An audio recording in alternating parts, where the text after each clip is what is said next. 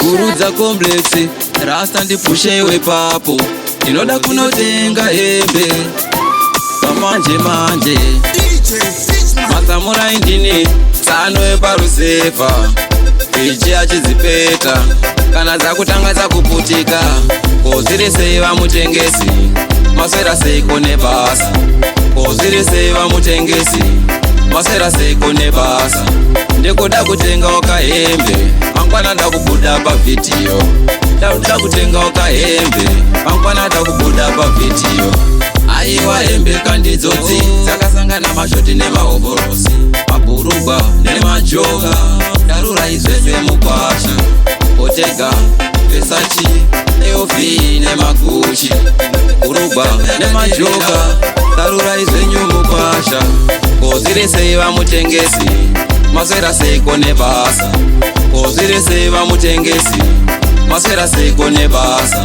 ndikuda kutengawo kahembe mangwana ndakubuda pavhidhiyo ndakuda kutengawo kahembe mangwana ndakubuda pavhidhiyo ko munenge makabatikawo here sezvo mangwana iri sande kunenge kune chaunga chevanhu nevechechi sezvo igospero tinenge tina dj vg vekubhadhichuzi washekesa beshnaf nengoma uzvionere pamhino sefodya kozviri sei vamutengesi maswera seiko nebasa kozviri sei vamutengesi maswera seiko nebasa ndikuda kutengawo kahembe mangwana ndakubuda pavhidhiyo ndakuda kutengawo kahembe mangwana ndakubuda pavhidhiyo aiwa hembe kandidzodzi dzakasangana mashoti nemahovhorosi mabhurugwa nemajoga darura izvese mukwasha otega vesachi eofi nemaguchi mabhurugwa nemajoga darura izvenyu mukwasha kozviri sei vamutengesi maswera seiko nebasa kozviri sei vamutengesi maswera seiko nebasa ndikuda kutengawo kahembe mangwana ndakubuda pavhidhiyo ndakuda kutengawo kahembe mangwana ndakubuda pavhidhiyo ko munenge makabatikawo here sezvo mangwana iri sande kunenge kune chaunga chevanhu nevechechi sezvo igospero tinenge tina dj vg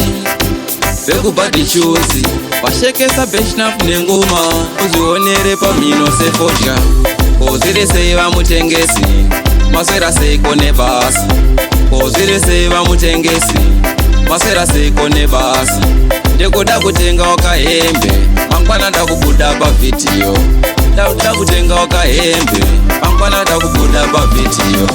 aiwa hembe kandidzodzi dzakasangana mashoti nemahovhorosi mabhurugwa nemajoga darura izvese mukwasha